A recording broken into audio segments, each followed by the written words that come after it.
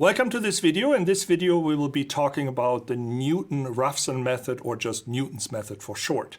So that by the end of this video you will be able to use Newton's method to solve a nonlinear equation. Now, Newton-Raphson method or Newton's method is the first open method that we will be talking about.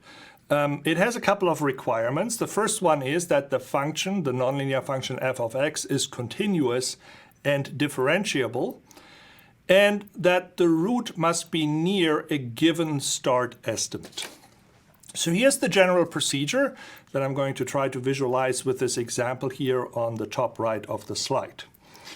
The first step you will have to do is you have to calculate the analytical form of the first derivative of the function. So you have to be able to calculate analytically df dx.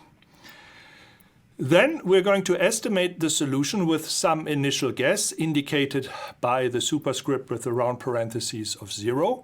And we're going to evaluate the function at that initial guess x0, and we're going to evaluate the derivative that we have the analytical solution for, the derivative at x0. So let's estimate the solution at some x0 here in the example. That's this red dot.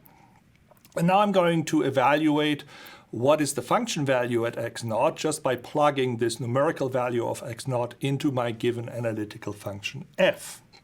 I get a function value that's indicated here by this blue dot.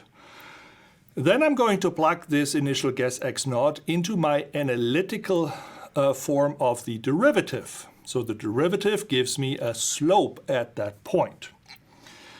Now, Newton updates the solution estimate by finding the intersection of the tangent line, that is tangent to f of x0, and the x-axis. So I'm going to take that tangent line where I know the slope of. I'm going to extend it until it intersects the x-axis, and that intersection will be my new solution estimate x1. Now, the slope of the tangent line f prime at x0 can be calculated two different ways. The first one is that the slope of this line, the tangent line, is just the function value at x0 minus the function value of the x-axis, which is 0, so it's a delta y, divided by a delta x, which is x0 minus x1. So the slope is just a delta y over a delta x. But that is equal to, the second way that we calculate this slope, that's equal to the analytical form of the derivative f prime, into which we just plug in the x0 value. Okay, so if I have this equation here, the only thing that I don't know that I want to solve for is my new solution estimate x1. So I can take this equation here and directly solve for x1. That is equal to my prior guess x0, my initial guess, minus the function value evaluated at x0 divided by the derivative evaluated at x0. So that's my new estimate, and I'm going to repeat these steps 2 through 4 using my updated new solution estimate x1. How long? Well, until any of the error measures that we defined below here are below an acceptable value. So what are these error measures? They can be the tolerance in function or the estimated relative error. Because for an open method, we cannot calculate a tolerance in solution. So let's write the general update formula for the Newton method. Just to go from the 0th estimate to the 1st estimate, let's make it general, and let's go from the ith estimate to the I plus first estimate. So we take the formula that we had up here, just replace 0 with I, that's our current estimate, and the 1 will then be our I plus 1, our new solution estimate. Okay, so a couple of notes on this method. We can derive this method using a Taylor series as well. I've derived it using some geometrical arguments that I'm looking at the tangent line and the intersection with the x-axis, but I can more formally derive Newton's method using Taylor series. So if I do a Taylor series around my current estimate xi, then I expand this to the true solution. So f of the true solution is equal to my expansion, Taylor series around xi. So that is f of xi plus x true solution minus xi times f prime at xi plus a half x true solution minus xi squared times the second derivative of f evaluated xi plus infinitely many further terms. Now, f of the true solution is equal to 0. Now, if I truncate this Taylor series, then I won't get the true solution anymore, but because in order to get the true solution, I would need to retain infinitely many terms. But if I truncate this series, then I will not get the true solution, but only a new estimate for my solution. Let's call that xi plus 1. So I'm going to truncate this series, and I'm going to start out with f of xi plus, I'm keeping the next term. The true solution will not be the true solution, only my next best estimate. So that would then be xi plus 1. The rest of the equation remains, so minus x of I times f prime evaluated at xi. And the rest I'm going to truncate away, so I'm setting this then equal to 0. So now let's solve this for xi plus 1, because all other quantities, I know my current solution estimate xi, so I can evaluate f of xi and f prime of xi. So I can solve this for xi plus 1. And if you now compare this equation to the equation that we had up here in the slide, you'll see that they're exactly identical. Okay, so now let's do an example. And let's find the root again of x squared minus 1 equal to 0. But now we have to provide an initial guess, and let's use as our initial guess x equal to 1.4. Okay, so let's do Newton's method. Step 1 was find the analytical derivative. So calculate f prime of x analytically. Okay, so f of x is given up here, right? It's x squared minus 1. So f prime of x is equal to 2x, right? That's the analytical derivative. Okay, next up is I'm going to start with, step 2, start with an initial guess. Start with initial guess. And that initial guess is given in the example here. So my initial guess indicated by the superscript 0 in parentheses, that's equal to 1.4. Okay, so let's do iteration 1. Iteration number 1. So for iteration number 1, if I'm going to use this formula here, right, this here has to be x1. So my I is equal to 0. I is equal to 0. And I'm just going to write this formula now out for I equal to 0. So I get x1 is equal to x0 minus f evaluated at x0 divided by f prime evaluated at x0. Okay, so I need to calculate these values. I need to calculate f of x0. That's equal to f of 1.4. It's equal to 1.4 squared minus 1. 1.96 minus 1, that's 0.96. And then I need to calculate f prime at x0. That's equal to f prime of 1.4. It's 2 times 1.4, that's 2.8. Okay, so now I just need to plug these values into my formula. So here's my f of x0 is 0.96. That's this here. And my f prime of x0 is 2.8. So let's substitute this in. So this is equal to x0, which was 1.4. Give myself a little bit more room here. Equal to 1.4 minus f of x naught, that's 0.96, divided by f prime, 2.8.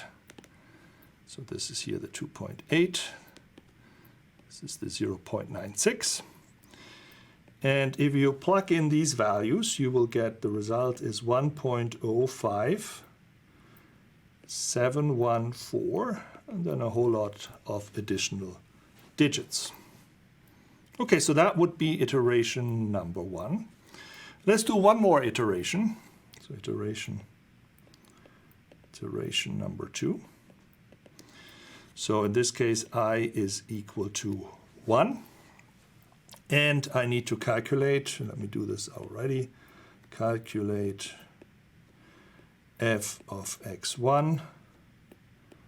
That's f of this 1.05714. And if you do these calculations, you get 0.1175 and so on. And we need to calculate f prime of x1. So f prime, the 2 times x of 1.05714, that's equal to 2.11428, and so on.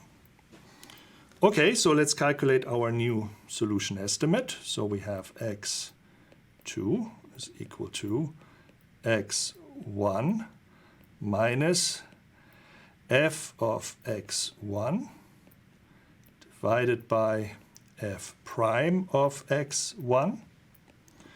So let me color the values. So here's my f of x1. So I need this up here. And I need my f prime of x1. That's this value. I need that one down here. And I need my x1, which is this value here. So this then is equal to 1.05714 minus 0.1175 divided by 2.11428. And those values plugged in give me a result of 1.00157, and so on. So that would be my result after 2 iterations. So that's already pretty close to, in this case, the known true solution of 1. But formally, right, if I don't know what the true solution is, I could calculate the tolerance in function at this point. So the tolerance in function is the absolute value of f of my current solution, the second iteration solution, plugged into the function. So that would be the absolute value of 1.00157 and so on squared minus 1. And if you take these values, this is 0.003142.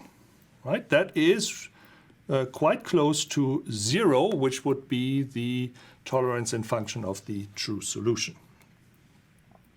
And I can calculate the estimated relative error. Estimated relative error was the absolute value of my best solution. That was bx2 minus my prior solution estimate. That would be x1 divided by my best solution x2. So if we plug in these values, that would be 1.00157 minus my prior solution, 1.05714. And this entire thing divided by my best solution, so 1.00157.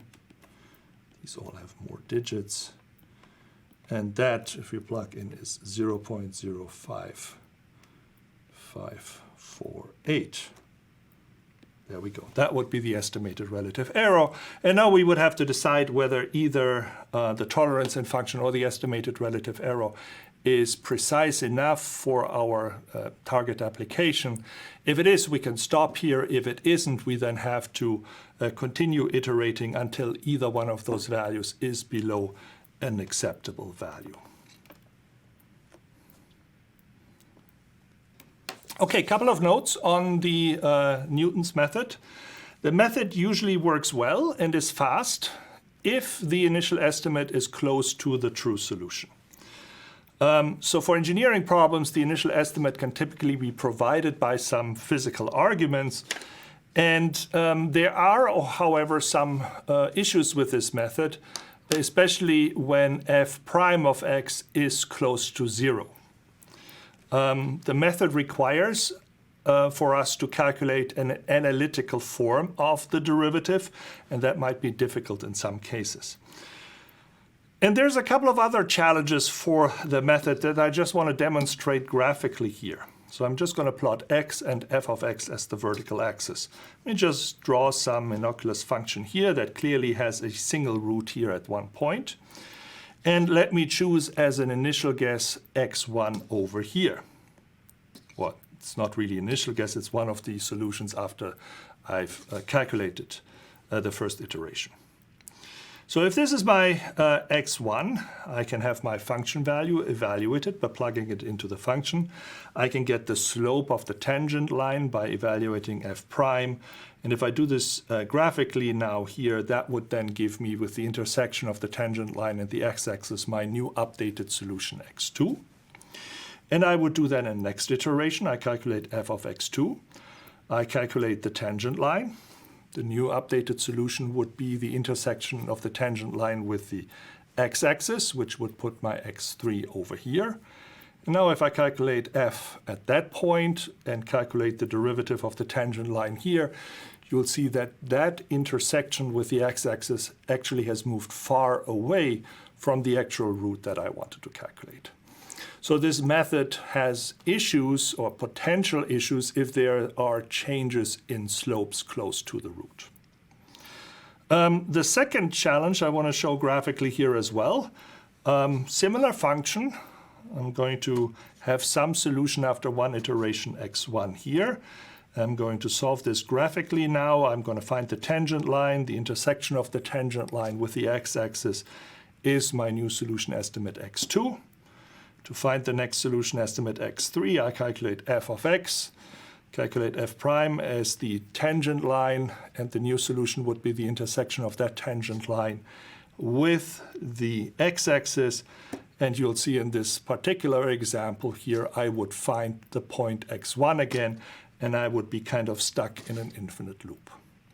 So there are failure modes for Newton's method. It's something that you pay with. I mean, you have a race car that can find you the solutions very fast, but that race car is a little bit fickle depending on the initial guesses that you can either get away from the true solution, which you can find by looking at the estimated relative error, or you can get stuck in an infinite loop, in the example over here, indicated by the fact that the tolerance in function will not go below your acceptable threshold value.